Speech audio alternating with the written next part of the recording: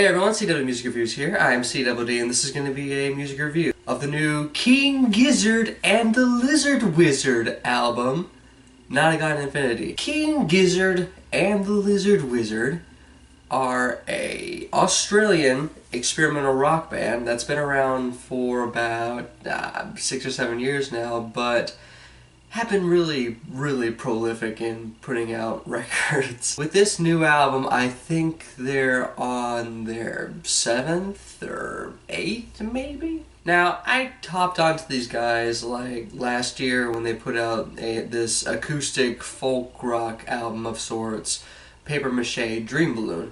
It was a really cool record. It was nice and short. It had acoustic instrumentation like acoustic bass, guitar, flute, things of that nature. And not too long after I heard that album, I heard that they were going to have a new album on the way once again, Nonagon Infinity, which was supposed to be the world's first infinitely looping album. What that means is essentially this album can be played forever. Now, any album on the face of the earth can be played forever, but this may or may not be the first that was specifically designed to be put on repeat and played forever. To get this out of the way, the closing track, Road Train, it ends pretty anticlimactically when you listen to it as a traditional album, but as a infinite album, when you put it on repeat, it loops and transitions perfectly back into the opening track. Just seamlessly well. It's pretty wild and pretty intricate what they did with that. So as you can probably already tell, I love the shit out of this record. This album's about 9 tracks in length, about 45 minutes or so, but when you've listened to this album so much, it doesn't even feel like there's tracks in it. It more so feels like what it's supposed to be, an infinitely looping, psychedelic, garage rock suite. And that's exactly what it is, because each track, even the closing track to the opening track, they transition so seamlessly well that it's gotten to the point where I'm not even listening for specific tracks, I'm just listening for the overall experience of the record. So what does this overall experience offer us? Well, for one, we get some pretty dirty, lo-fi-ish production going on, and I think it works particularly well. I do wish the production added more punch to these instrumentals, especially the drums and the bass and, you know, everything else, but still, it works, certainly, for this jam that goes on forever. About 2 or 3 guitar parts, maybe even 4, some thick, and at times monstrous bass, some nice drumming going on. That really keeps the album going at the really hard-hitting and in-your-face pace it goes in. And I think some harmonica thrown in there, it's pretty ear-piercing and really intriguing. The start of Forever, if such a thing exists, kicks off with the opening track, Robot Stop. When you get this opening refrain, Nonagon Infinity, Nonagon Infinity, and then it goes into this trailblazing riffage from there that just refuses to let up. There may be slight variations within each individual track, but this kind of pace that they're going in refuses to just surrender. I will say that the refrains all over this album are pretty catchy too. Loosen up, down, get up, fuck shit up, don't forget about evil death row. The wasp I see is a fig walking honey, got my knife. I do think that the one complaint I do have for the first half of the album is the track Big Fig Wasp. I do like this track a lot. There's not a single track on this album that I don't like a lot. It's just that Big Fig Wasp seems more like a continuation of Robot Stop than it does its own individual track, but I think that works to its benefit, certainly, since this is part of this one 45-minute jam that, like I said, over and over and over, loops over and over and over. Still, I do dig the slight variation from Big Fig Wasp that really just makes its own sound in a way. I think that's pretty intriguing.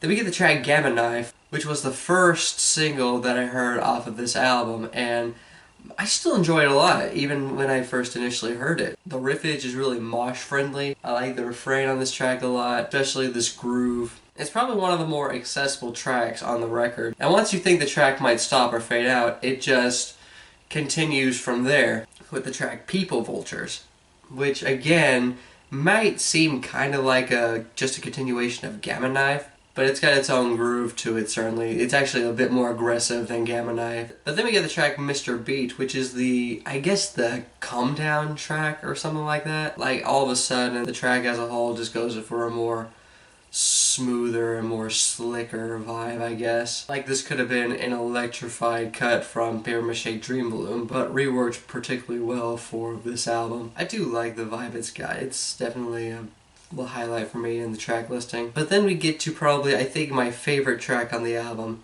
Evil Death Roll. It's not just the longest track on the album, but it's also the most versatile and varied. So varied to the point that the next track, Invisible Face, just feels like a continuation of this track, which could have been easily 10 minutes in length. It certainly keeps me engaged from beginning to end.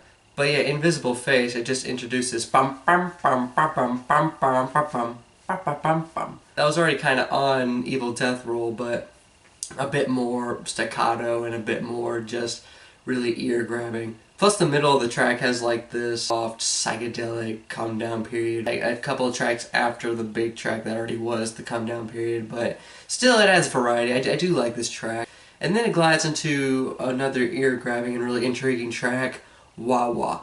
And it's definitely what it sounds like. Not only is there wah wah pedal being used on this track, there's also literal vocalized wah wah going on. Wah wah wah wah wah wah wah wah wah wah wah. There's also this more, I guess, mezzo forte moment where the frontman is singing in falsetto. There's also these moments where it just erupts into this psychedelic wall of synth and organ that's really fascinating. But then it glides into the closing track, Road Train. The drums start sounding like a locomotive is going across the tracks. And then you get this kind of guitar riffage. The refrain's catchy too. And then after the bulk of the track is over, you get like this riffage that harkens back to the first track.